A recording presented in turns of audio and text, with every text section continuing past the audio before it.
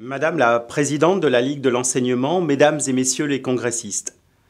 aujourd'hui je ne peux être des vôtres, mais il m'a paru important de pouvoir m'adresser à vous en ce 98e congrès consacré à la refonte de votre projet éducatif. La réussite scolaire, mais aussi l'émancipation et l'insertion des jeunes, est un tout et va bien au-delà du temps scolaire au sens classique du terme. C'est l'un de nos défis majeurs que de permettre à tous les enfants et aux jeunes, particulièrement ceux issus des milieux les moins favorisés, de prendre place à laquelle ils peuvent légitimement prétendre. La clé se trouve aussi dans le temps péri- et extrascolaire. C'est pourquoi je souhaite que tous les jeunes puissent bénéficier hors temps scolaire, mais dans une logique de continuité avec l'école, d'activités éducatives de qualité dans un cadre structuré et sécurisé. À ce titre, et comme la plus ancienne des associations complémentaires de l'école, la Ligue de l'enseignement est un partenaire majeur du ministère. Je l'illustrerai par certaines actions qui ont pris un relief particulier durant les dernières années de crise pandémique. Je tiens à remercier la Ligue de l'enseignement qui s'est pleinement engagée pour accompagner l'essor des plans mercredi, par la mobilisation et le développement de ces ressources pédagogiques pour garantir la qualité des temps éducatifs du plan mercredi, par l'engagement de ces réseaux pour accompagner les collectivités locales et les acteurs éducatifs, la mise en œuvre du plan mercredi et la refondation de leur projet éducatif territorial.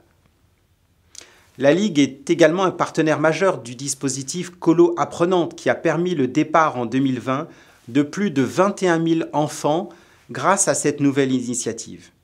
Et parmi ceux-ci, une part significative des quelques 60 000 enfants et familles accueillis dans vos séjours. Sans compter les dizaines de milliers d'enfants qui partent chaque année en classe de découverte, cette fois dans le temps scolaire. Je sais plus généralement à quel point le droit aux vacances et le droit à l'ailleurs sont indissociables de l'histoire de votre mouvement. Je sais également les difficultés de recrutement auxquelles vous faites face et sur lesquelles nous devrons poursuivre le travail de concertation précédemment engagé. Car au-delà du seul accueil, c'est une véritable contribution républicaine que la Ligue apporte ainsi.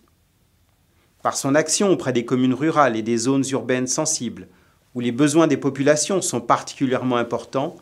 la Ligue est fidèle à son idéal de promotion d'une éducation émancipatrice.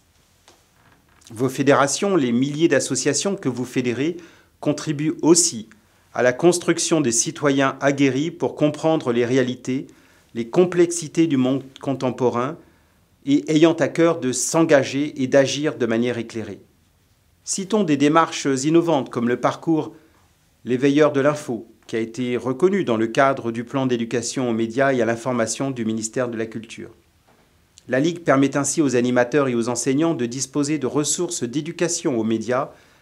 visant à éveiller l'esprit critique et lutter contre les fake news et les théories du complot.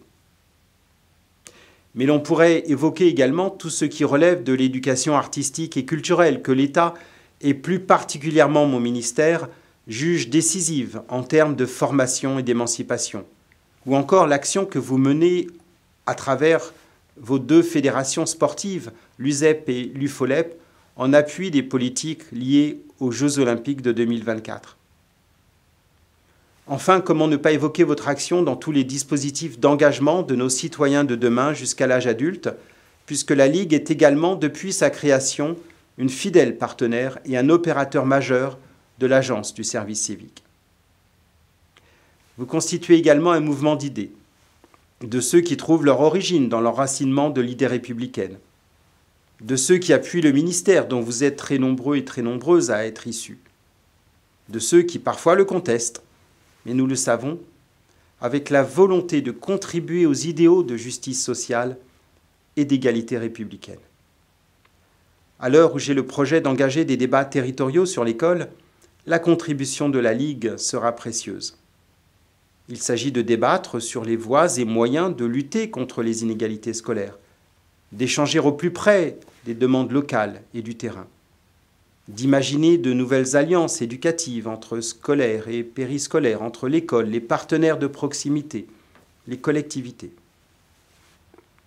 Votre contribution sera utile, comme l'est votre volonté de fédérer les différents partenaires de l'école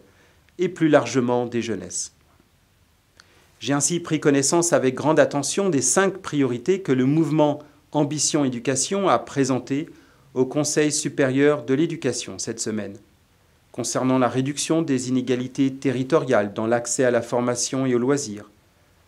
sur les besoins de formation et de passerelle entre les éducateurs de la sphère scolaire et ceux de l'animation,